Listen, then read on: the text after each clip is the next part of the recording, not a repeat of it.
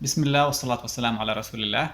I'm Dr. Faiz Qasim, and in this video I would like to share with my colleagues who are working with children how to troubleshoot a diabetic child who is on insulin pump and presents to you with hyperglycemia. I have compiled the checklist from NHS guidelines into an easy to remember mnemonic that you can review and use when you encounter such cases. Hyperglycemia in such cases is very alarming, especially if the sugar level reaches 14 millimole, which is around 252 milligrams per deciliter, and especially if there is any pump related issue.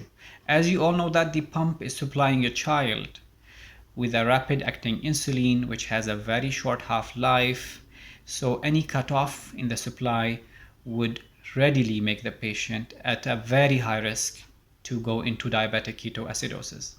Once you have such a case, you should review the general causes of hyperglycemia. That includes high glycemic index diet, infection, stress, any drug intake, and we have to assess the pump. To identify the site of the problem within the pump, let's divide the pump into three main parts. We have the connecting tubing, we have the pump, and we have the insulin. So to review the three parts in a systematic way, we will use the mnemonic DOPE, D-O-P-E. This is the same mnemonic that you already use for a desaturating patient on the mechanical ventilation. Just for a review, D for dislodgement of the tube, O for obstruction, P for pneumothorax, and E for equipment failure.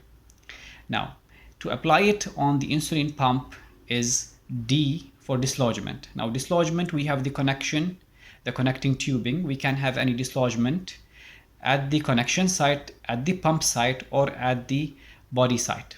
So we have to examine the tubing.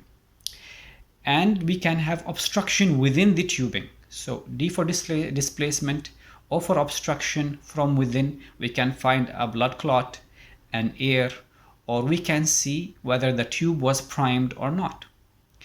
And we can have obstruction at the insertion site of the needle.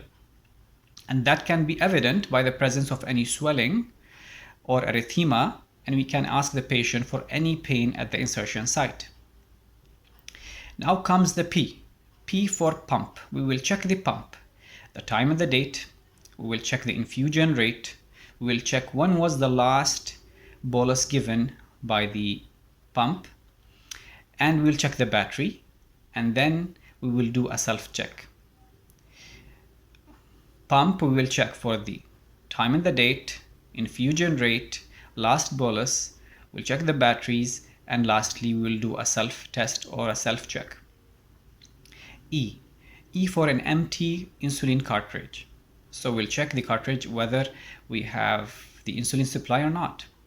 And E also we can assess for an expired insulin, and that we can examine by checking for any turbidity or any particles within the insulin, and we can ask the patient regarding the insulin storage.